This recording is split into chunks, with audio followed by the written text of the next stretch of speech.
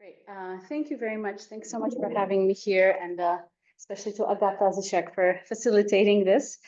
This is actually my second time at Reset, but the first time was online only in the pandemic. So I'm very happy to be here actually in flesh in Vienna.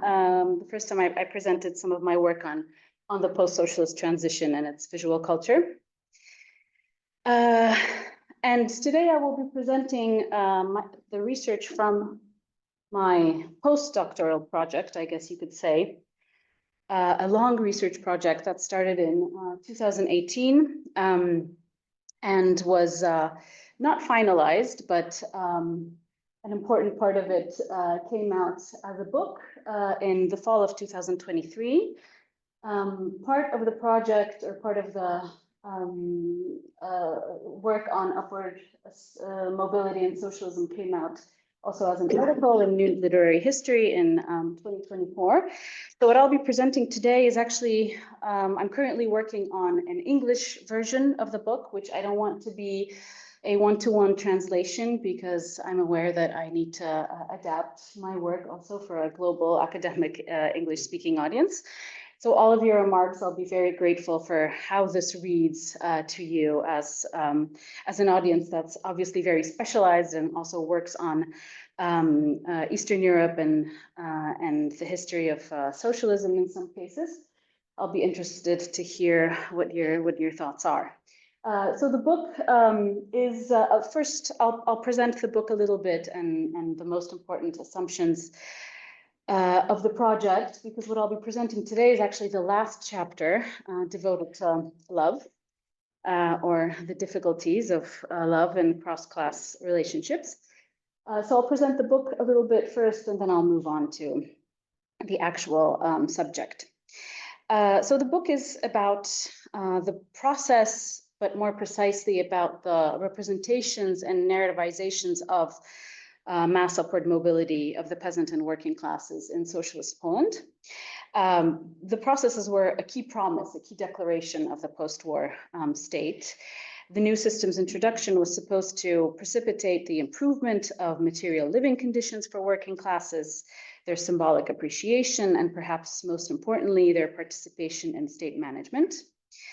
The professed end goal was a classless society, if classes are understood as hierarchical groups remaining in conflict over differing interests and ownership of means of production, which is, of course, the classic Marxian definition of classes.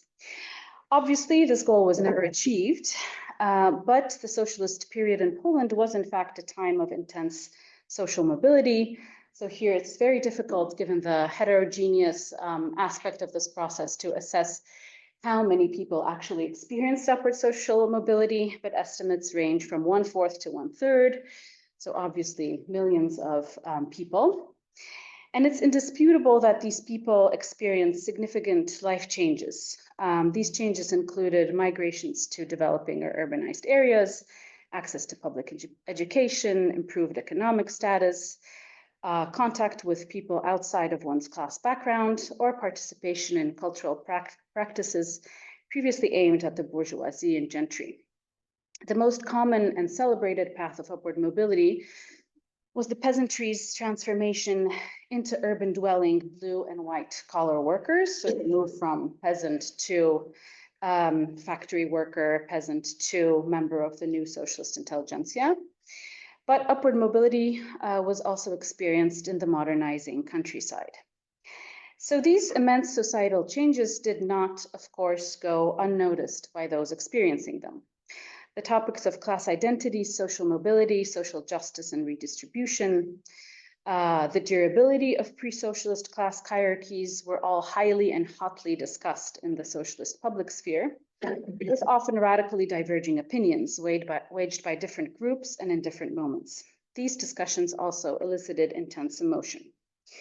And one of the aims of my book was to create an archive of what I call, building on a term coined by literature scholar Bruce Robbins, socialist upward mobility stories, a heterogeneous genre which aimed to capture the experience of class advancement in state socialism.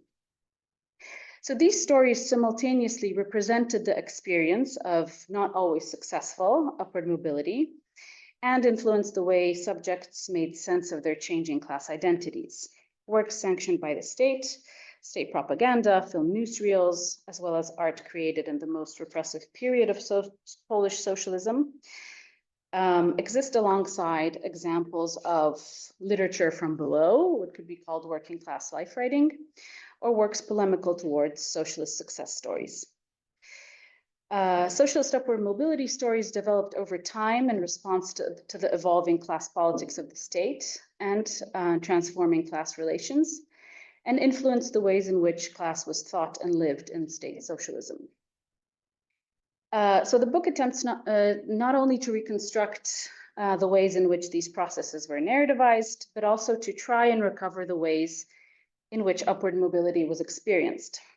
Examined with the use of sociological tools, upward social mobility makes itself visible mainly through movement, so migrations, moving from a better to a better or worse neighborhood, or the opposite, finding yourself stuck in the same place, and growth of what Pierre Bourdieu would call different sorts of capital, right? Economic, social, cultural. But on the most basic level, before such accomplishments are achieved and before they can be measured, upward social mobility is experienced in the form of clusters of emotions rather than as quantifiable material and immaterial gains or losses. Individually and collectively, social mobility is experienced as excitement, joy, fear, love, hope, resentment, anger, pride, envy, shame, and pity. And as you see from the title, poruszeni, or feeling moved, emotions play a very important role in this book.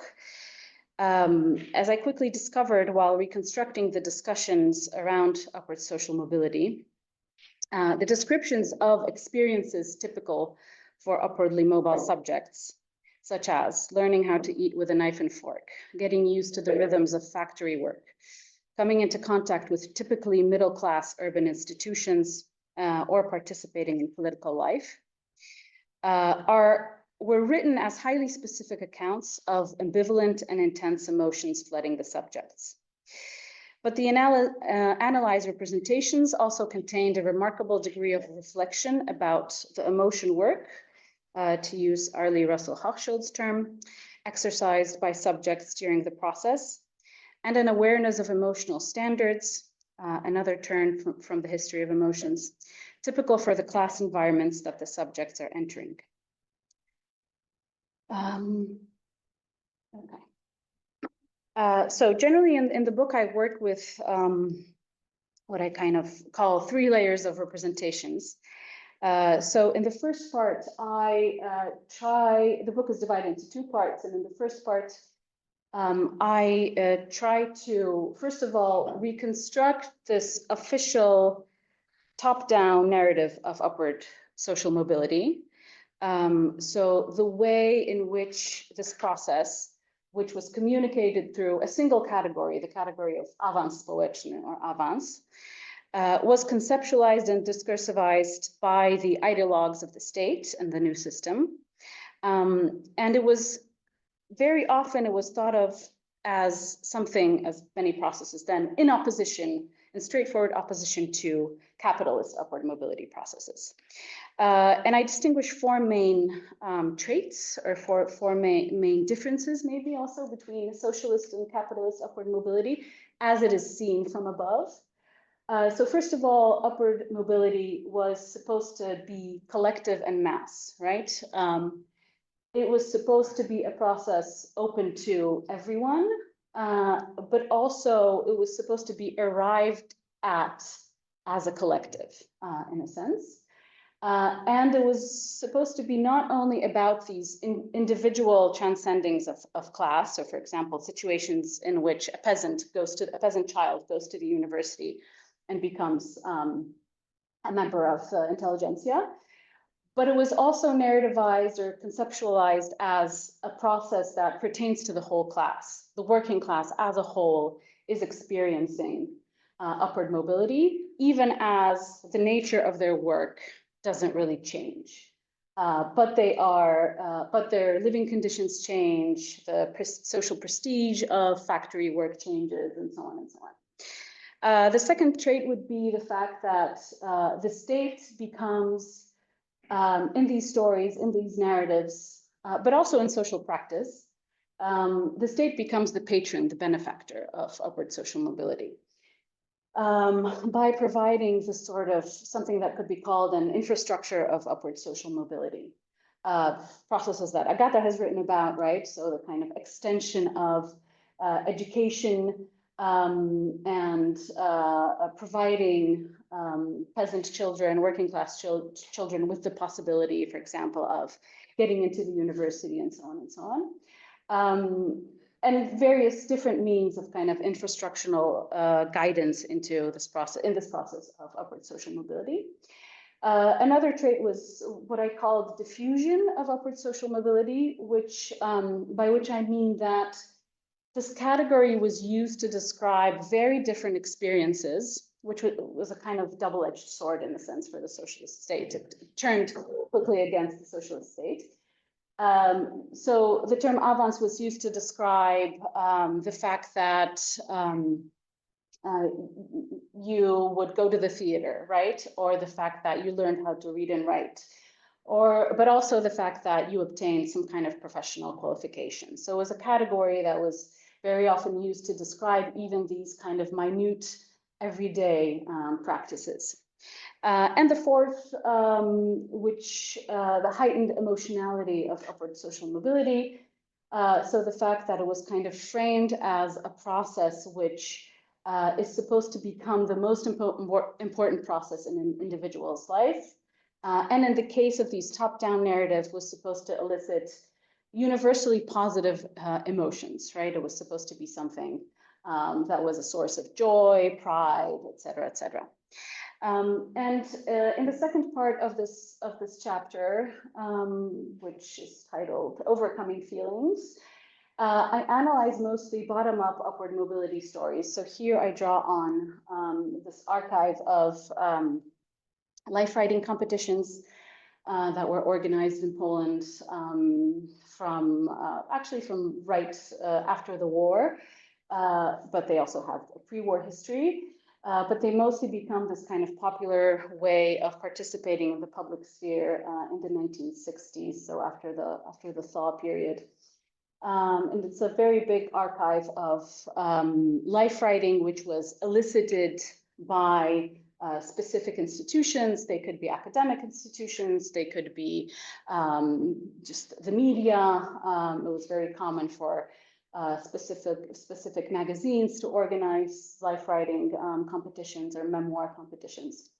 So that these are the sources that I draw on, but also, for example, on the genre of peasant literature, which is a specific genre, post-war Polish literature genre, written by upwardly mobile subjects, so written by authors who precisely experienced this process post-war, and then they kind of turn back and describe their experience. And here I describe this what I mentioned before. So I asked the question of what kind of experiences can be read out of this sort of archive.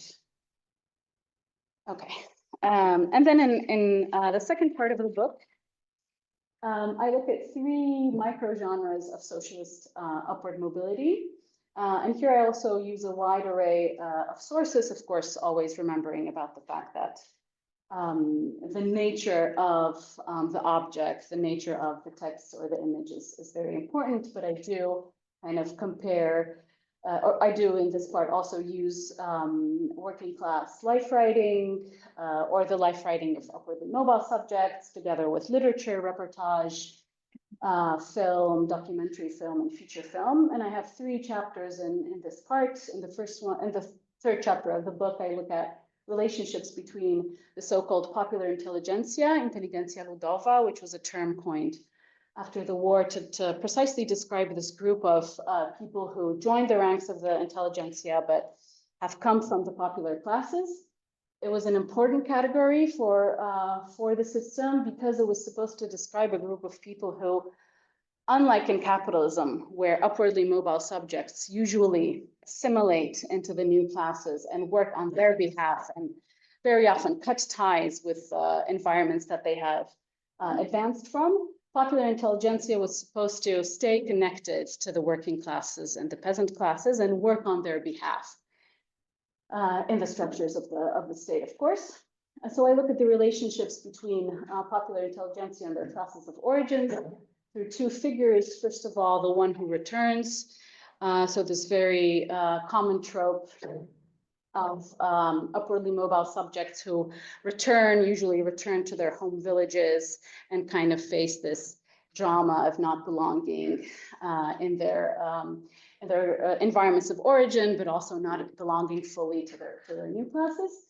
And the figure of the director who starts populating the Polish cultural imaginary in the late 1960s, early 1970s. So uniformly, it's a man figure.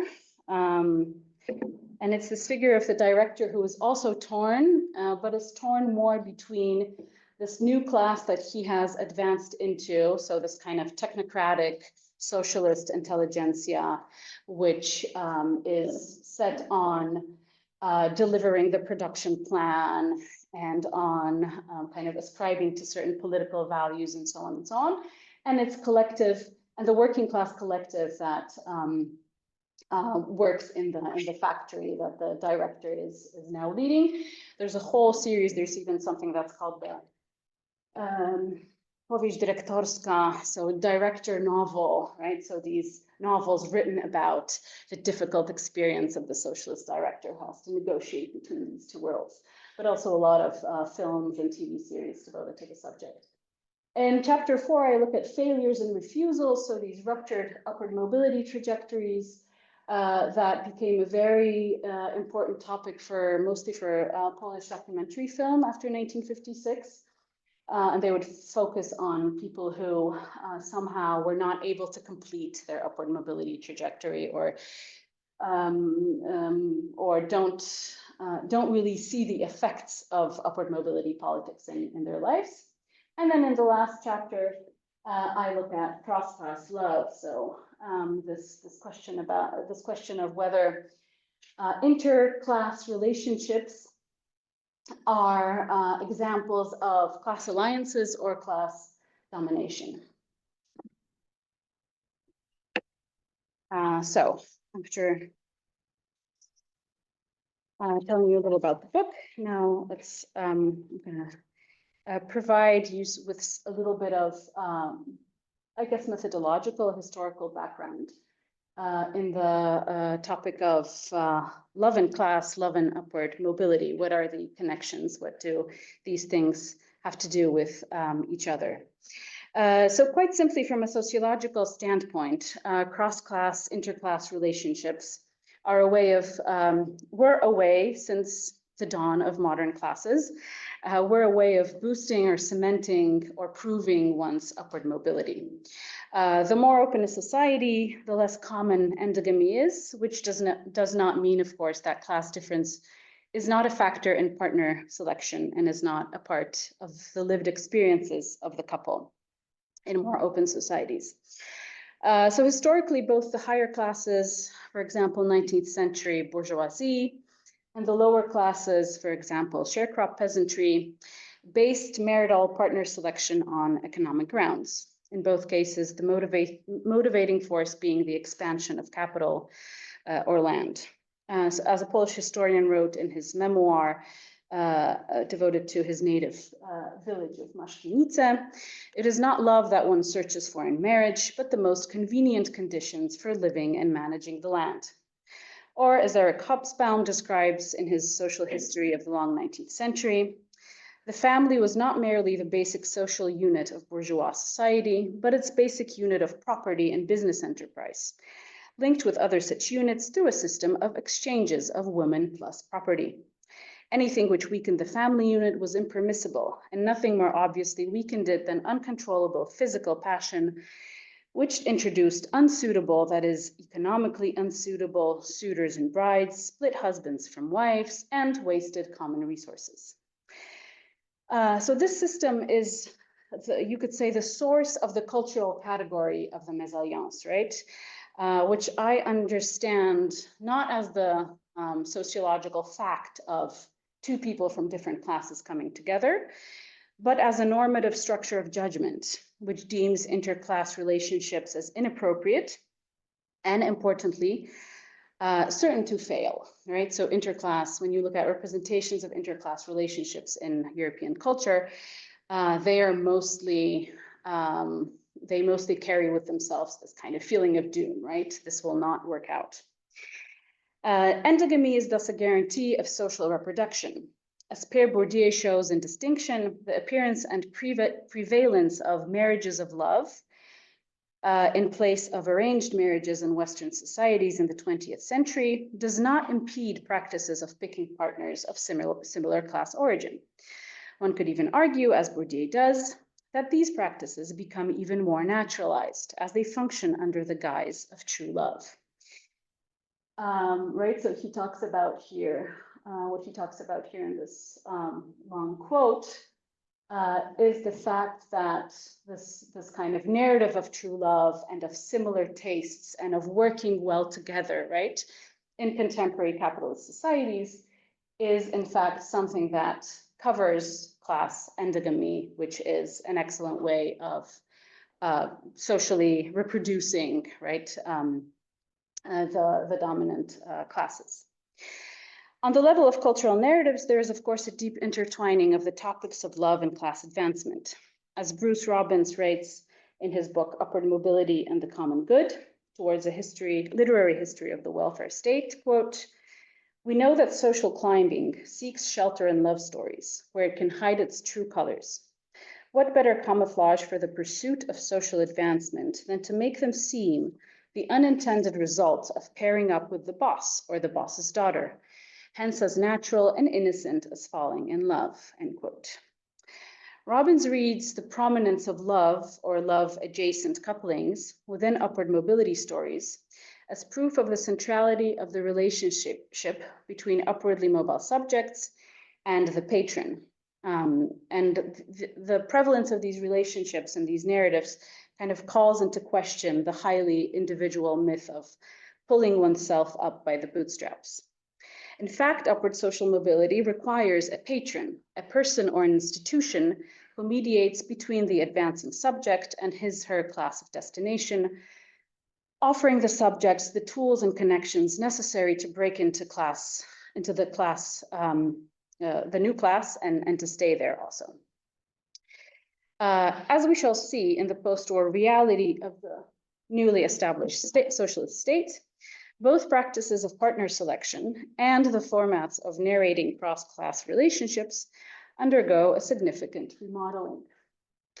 I begin each chapter of the book with a close, albeit short, reading of a specific object, which accumulates the tensions and contradictions of socialist upward mobility. And in this case, I open with a submission to a contest organized by a monthly magazine titled Argumente, which was published by the Atheist and Freethinker Association. And the contest was organized in 1964.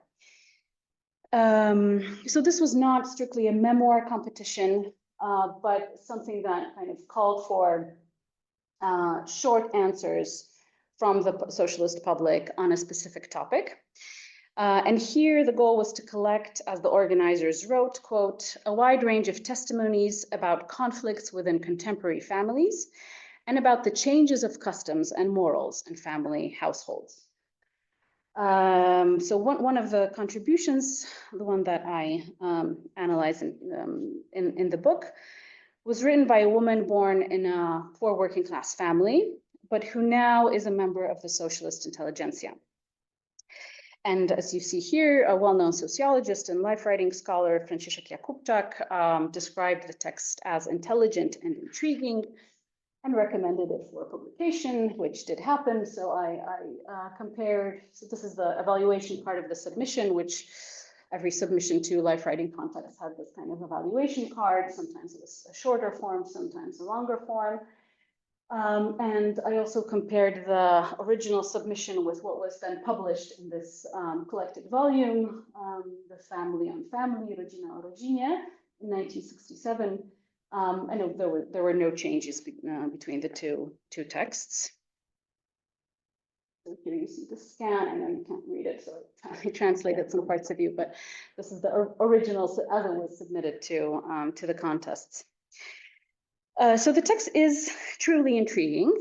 It was written in the form of a letter to the woman's husband, who, contrary to her, was born in an urban middle-class family, where, as the author writes, everyone had pre-war high school diplomas, was smooth and well-read.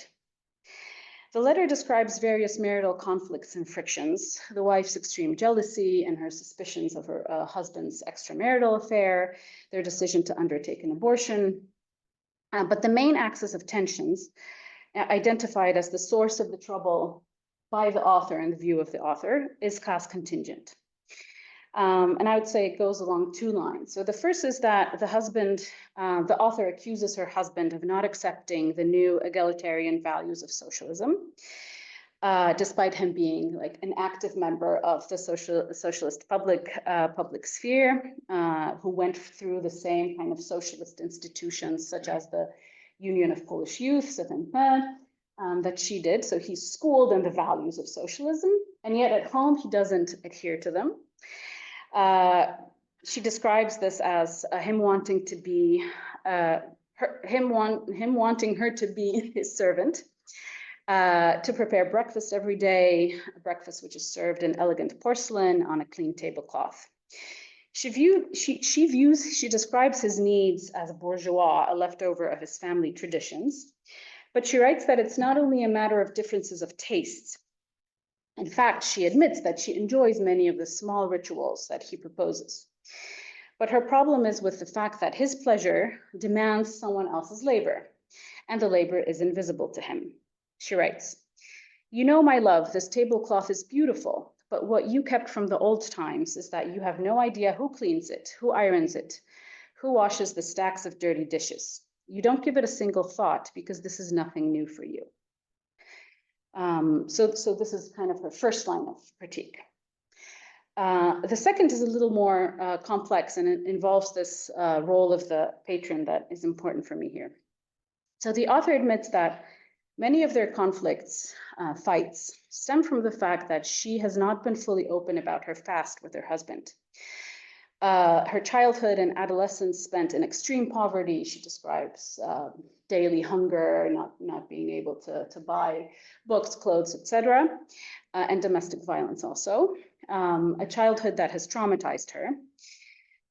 She's troubled by her feelings of shame and inferiority, which persist despite her unquestionable upward mobility, the fact that she has received a high school education, is professionally active, etc.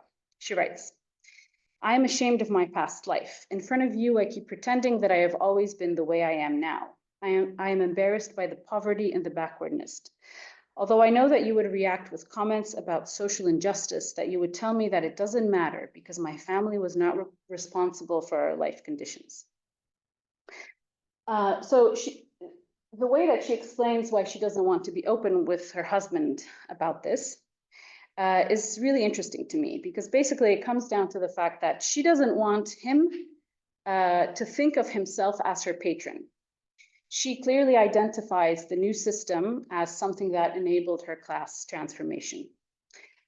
She writes, "You see, the only reason we are together is that history has changed course, and in this new era, you could take me in, accept me into your world. If our country was stuck in the past, then maybe I would be working as a servant in your house." So what does this text tell us about the relationship between upward mobility and interclass relationships, but also discursive practices? So the first thing is probably obvious, of the fact that in interclass couples, effects of class difference coexist with and maybe either strengthened or weakened by gender hierarchies and norms, right? So here these are texts that kind of demand what contemporary feminism would call an intersectional analysis. The second is the fact that upward mobility, you can clearly see in this letter that upward mobility in socialism, as in capitalism, requires favorable conditions, and its narrativizations almost always secure a spot for the patron. A human patron or an institutional patron, which facilitates the rise of the individual. And here you can clearly see how important it is for the author to claim that it is not her husband who was her patron, but the new system and its institutions, which were for her an arena of self-discovery, of education, of collective action, and so on. You can clearly see the tension here, that the author knows that the patron is crucial in the process, but also that the patron is owed gratitude. And since she sees herself as equal to her husband, she does not want to place herself in this position of being indebted to him. And she also makes this kind of argument that there's one of the conflicts is about the fact that she wants to continue with her career and she wants to go to the university. He's not happy about that. So part of the argument is also that she doesn't owe him, since it's not him who kind of raised her into this middle-class life. She doesn't owe him her staying at home and committing herself only to this kind of limited career path that is available to someone with a high school diploma. Okay, so moving on to other examples. The author's insistence on not assigning her upper-class husband the role of the patron may at least partially stem from the internalization of new ideological norms, a new framework for explaining the mechanisms of upward mobility. In socialist narratives, but also in social reality, the state becomes the patron and expects gratitude and devotion in return. And this is something that appears very often in the life writing of upwardly mobile individuals. These statements of gratitude that can be read in many ways, of course. They can also just be read as a part of the genre, in a sense. But they're interesting for me because they're usually nuanced statements of gratitude. So the subjects are grateful for the fact that their life looks differently than what it would have probably looked like in the previous system, or their life looks differently than that of their parents. But they also don't think that their individual agency didn't matter in this process, or that this process was in some ways perfect. And what you can see in socialist realist culture when we look at this kind of crossing between the function, the position of the patron and the question of love. This is especially visible in socialist realist culture. You see this very strong de-individualizing and thus also de-eroticization of the patron. So a subject on the path to upward mobility is kind of passed along from one state representative to the next, right? So in school, an especially talented child needs a teacher in order to recognize his capabilities and send him to a different school. And then in high school, there's another teacher, and then a party leader, and then a foreman in the factory, and so on and so on. But never is the audience led to believe that any sort of personal relationship can arise, right? So never in these narratives is there this sort of feeling that these subjects are being recognized because there can be a sort of back and forth between the patron and the individual. Simultaneously, it's not that love that doesn't have a place in socialist realist narratives. And this is the kind of second part of my examples. Socialism is, in socialist realist culture, is portrayed as a system which enables romantic love, including the previously economically irrational decision of entering into relationship with representatives of the working classes or the landless peasantry. So those who don't have anything in terms of economic capital to offer. Since all classes are deemed equal and the socialist state is striving towards an equality of pay, prestige, living conditions, and so on, then, says the system, love should truly know no bounds. And this theme of freeing love of economic bounds is especially popular in narratives set in the post-war countryside, where pre-war marriage selection, as I mentioned, was a process strictly aligned with the economic needs of family. So in these stories that are set, both in literature and in film, that are set in the countryside, you often have this situation of the family, a slightly better off family that owns some land, who wants to marry the daughter into also a rich family, but the daughter falls in love with a landless peasant or someone who is just a worker or a former worker at the manor house. And socialism is here portrayed as this kind of positive force that enables this relationship, right? Because, for example, because of the fact that it grants land through land reform to those who have previously were not able to have their own land, or through the establishment of cooperative methods of farming, and so on and so on. Okay, so what were the effects of such political and ideological work, or do we have any data which tell us that, in fact, love was freed up a little bit from these economic constraints in socialism? So I wasn't able to locate any systematic data that would be collected from the beginning of the post-war state, which also has a little bit to do with what sociology was interested in the early post-war period, but also the fact that sociology as a discipline was actually, did not exist in the Stalinist period.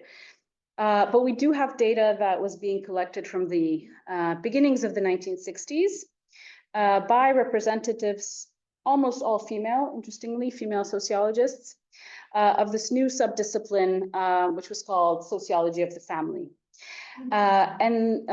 These researchers regularly collected data on different aspects of family life, including the frequency of marriages of couples from different backgrounds. And interestingly, the category, which makes the data a little bit difficult to read because it included both relationships of people situated in different classes during the marriage, right? So an interclass relationship was defined as both cases where, I don't know, a state bureaucrat was married to a factory worker, but it also included people who stemmed from different class backgrounds. But at the moment of the marriage, they occupied similar positions, right? So for example, a married couple of white-collar workers, members of the socialist intelligentsia, but the wife or the husband went through this path of upward mobility, was born in a peasant family or a working class family, etc. So according to data collected by sociologist Wilisława Waliwoda-Kruszyńska, I quote, in urban communities, marriages of people of a different social origin are more common than homogeneous marriages and constitute about 60% of all marriages. End quote. As for the composition of marriages according to she points out the fact that the largest number of marriages of this type was recorded in the category of peasant origins, and the smallest in the group of people whose fathers were white-collar workers. So the one thing that she points out that is interesting was the fact that endogamy was strongest in intelligentsia circles, and the percentage of relationships in which the differences of education levels are very, very large was relatively small, right? So if you had interclass marriages, it was mostly between people who were separated by, you'd say, 1 degree of educational difference, right? So a person who had a high school degree with a person who only finished 8 classes of primary school, or a high school degree and someone who had a college education. And also interestingly, from my argument, this data is from the beginning of the 1960s. But in studies conducted 15 years later, in the mid-1970s, these indicators of interclass relationships were decreasing, especially among the intelligentsia. And this is interesting also because it correlates to the falling number of upwardly mobile subjects. So whereas in the beginning, in the 1940s and 1950s, there is a very dynamic process of upward mobility, it slows down in the 1960s and then gradually decreases from the 1970s. So from the data, we can clearly see that post-war politics of flattening class hierarchies, enabling upward mobility, did result in this kind of loosening of endogamy, at least in urban communities. The data for the countryside is much more, again, even more difficult to interpret. The data I found also from the same research group, but working on the countryside, mid-60s, which pointed to the fact that around 90% of the marriages there were between people of a peasant background. But the data didn't consider, first of all, the quite complex, actually, stratification of the peasant class, both before and after the war. So it's really, it can be very different kind of living conditions, right? And compositions of capital for two people who are from the same peasant background. And second of all, we don't have data on how many of these marriages were between people of the same background, but different experiences, such as, for example, receiving an education or working a white-collar job in provincial centers, etc. So in fact, there's a number of sources that point to the fact that interclass marriages exist in the countryside and that they are often a source of conflict. This becomes a topic that comes up often in kind of reportage and the rural press. One sociologist and journalist, Barbara Trifan, even used the term new mésalliances to describe the experiences of educated female, mostly teachers or low-level bureaucrats, who return to the countryside after receiving their education degrees, and their pool of candidates for marriage is limited to men who are farmers and are not very well educated. So it becomes this theme that also shows up in culture. Okay, so to turn to the question, can a mésalliance exist in socialism? So in light of the data, it would seem that a mésalliance understood as this kind of negative structure of judgment, right, should not exist. How could something so common as 60% of marriages in urban communities be treated as scandalous or inappropriate? And the word itself is actually described as out of date. There's a definition here from the Dictionary of the Polish Language in 1958, right, where 2 times you see this kind of emphasis on the fact that it's an outdated word and that it pertains to the past and not to the present, and a different kind of description from a sociologist. And it's true that one can observe in many documents from the era, including life writing of upwardly mobile subjects, that in many cases, interclass coupledom is treated as something not worth dwelling upon. And yet in the book, I argue that mésalliance, although certainly outdated, is a category which is not entirely put to rest during socialist times. And in order to prove this, once again, I'm kind of working with 2 sets of sources here. First of all, again, life writing from either people who, I looked at 2 sets of sources here. So either these family contests, right? So contests that were organized as life writing contests that were devoted to the topics of marriage and family life. And there I looked at people who described themselves as upwardly mobile. Or the second set of sources was looking at these life writing contests specifically directed at the upwardly mobile, looking for people who describe their marital experiences. And looking at these texts, we can definitely say that mésalliance survives as this kind of latent structure of feeling. And either the category or this kind of structure of judgment, it appears in 2 ways. So it either functions as an accusation waged either against families, acquaintances, or the environment. So the outside world is portrayed as treating the couple as if it were a mésalliance. And then the scorn and anger of the observers is often used to emphasize the success of a marriage, or sometimes also to account for its failure. Husbands and wives who emphasize the success of relationships neutralize the melodramatic curse of mésalliance. And here, for example, a woman coming from one of the submissions to the life writing contests, the woman describes herself as coming from an intelligentsia home, whereas her husband, quote, had only an incomplete primary school education and worked as a factory worker. And she recalls the dissatisfaction of the closest ones and a small scandal that flared up around this fact in a town near Warsaw. We were indifferent to it, the author assures we loved each other. She sums up by drawing on the myth of true love.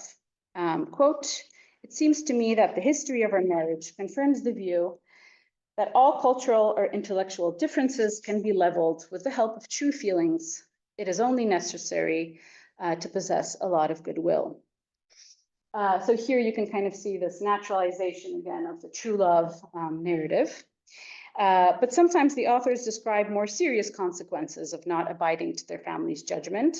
Many descriptions of breaking off contact with the better situated families who did not accept one of the spouses, or developing painful compromises, such as, for example, the fact that the spouse coming from a peasant or working class family is kind of permanently locked out of the richer family's home, right? He's not invited. There's this one submission which described the fact that the husband is never invited to family dinners, et cetera, et cetera. He kind of like is walled off. And a different set of these texts, quite a few entries to the life writing competitions written by upwardly mobile subjects describe marriage itself as a sphere of encounter with class difference. Extremely painful because experienced every day and in one space of intimacy.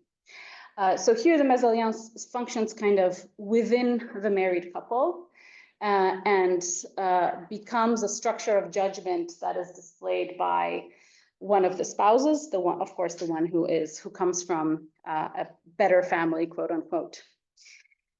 One of the diaries submitted to the 1962 life writing competition, published in an edited volume under the title mésalliance, but the title was given by the editors, was written by a college-educated woman from a peasant family who entered into a relationship with a man from an urban middle-class family. This is this first quote where she describes, she kind of uses this trope of fatalness, right? The marriage was doomed.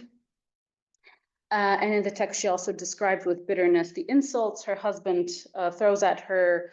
It's difficult to translate, always insult, but hillbilly, boor, etc. Right? Tichamko is something that appears. As well as his tirades about his better social background and the unfair advancement that his wife received as a result of the post-war changes. Another memoirist, a participant in 1971 competition from the country to the city, identifies her unfulfilled educational path as the reason for her subordination to her husband, an engineer. She believed that she went through this process of upward social mobility. She came from a peasant family. She left the village on her own, finished high school while working at the same time. But in retrospect, she is not certain that she made the right decision by choosing marriage over college studies. And she attributes the marital inequality to her lack of a higher education. On the one hand, her partner made an impression on her environment of origin, her friends, her family. She writes, "They envied me. I was from the countryside, but I married an engineer. In their eyes, I made it," end of quote. But inside, she is tormented by a sense of inferiority provoked by her husband. And here you have the quote that in her eyes, he uses this class difference again to put her in this position of obedience. The male diaries I analyzed, devoted to interclass marriage, don't contain descriptions of verbal or psychological violence. And we can speculate on the reasons. Of course, such an absence may be the result of a reluctance to present oneself as a victim of violence in relationships that are still strongly marked by this kind of patriarchal idea of male superiority. But men do often describe feeling fear when entering families situated higher in the class hierarchy. And here, there's another long quote, which I won't read. The author of the submission titled, I have made it, I've made it far, Wysoko Dobrnołem, a college-educated rural immigrant from an extremely poor family who blames his marital failure on class difference.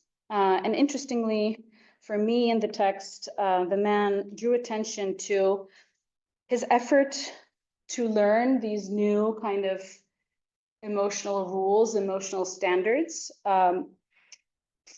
that were dominant in his wife's family. So throughout the text, he kind of describes these feelings of, in the beginning, not knowing how to behave. He writes that in his school, he was often valued for his good humor and jokes, of kind of being this funny kid. But then when he got to Warsaw, he had to learn these new emotional standards of the city. And not only in terms of the educational and professional institutions that he enters, but also in the private sphere. So he writes here about the fact that what made his marriage fail was the fact that he didn't feel comfortable in this kind of in the fact that he was being forced to behave in a different way than he would have, right? So it's an interesting text for me because he's clearly reluctant to accept this absolute kind of superiority of the intelligentsia standards.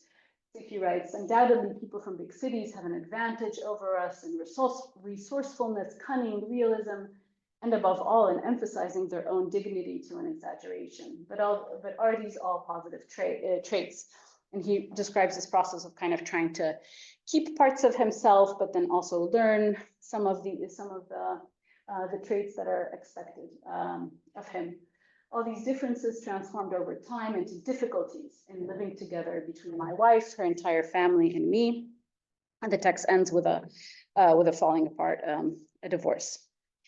Okay, so the last part of this body of research that I've been presenting is the fact that, interestingly for me, mésalliance also returns after socialist realism as this kind of theme that's presented in culture, so in literature, in film, and it returns in the late 1960s and early 1970s, in a moment when, as we know from sociological research, interclass relationships start declining, especially the intelligentsia.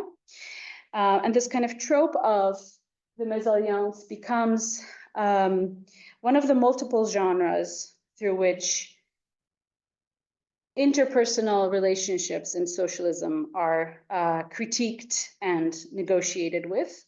So there's a whole series of films and novels that are devoted to these problems that arise in interclass marriages. What is interesting is that there's a very strong overrepresentation in light of sociological data, representations of women stemming from higher classes who enter into relationships with men from lower classes. And these women are portrayed sometimes in this kind of caricature fashion as those who are not up to speed in terms of socialist egalitarianism.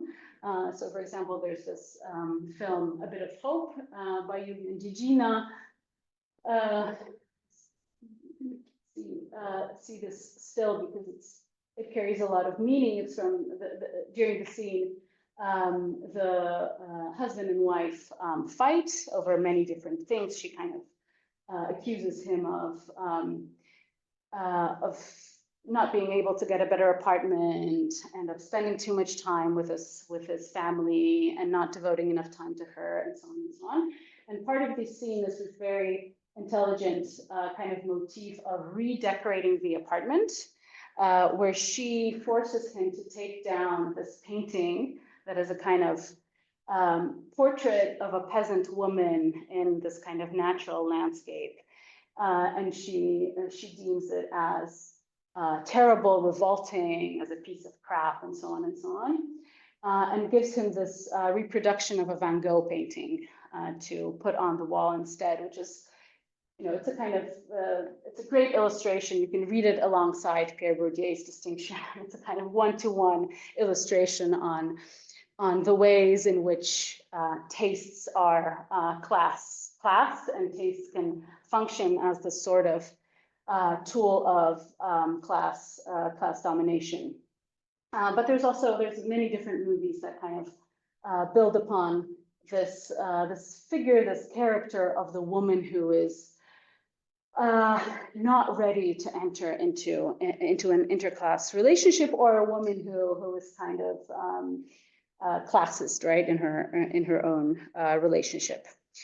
So this is something that appears in many texts and films, and is very often kind of connected also to this trope of upward mobility. And the last thing that appears in socialist popular culture in the mid-1970s, where you have generally, you can say, a kind of widespread regression from socialist values. And this is I finished the chapter with an analysis of a TV series, which paradoxically is perhaps, I don't know if any of you have seen it. I highly recommend it. Sure, Agatha has seen it, and Lynn probably also, no? But it's probably the most well-remembered representation of upward social mobility in Polish culture. This TV series, Daleko od szosy, Far from the Main Roads, from 1976, where you clearly have this motif. The TV series is kind of broken in half, and I would describe the first part of it as socialist and the second part of it as almost purely kind of capitalist, you could say. And this upwardly mobile path of the main hero is he's from a peasant family.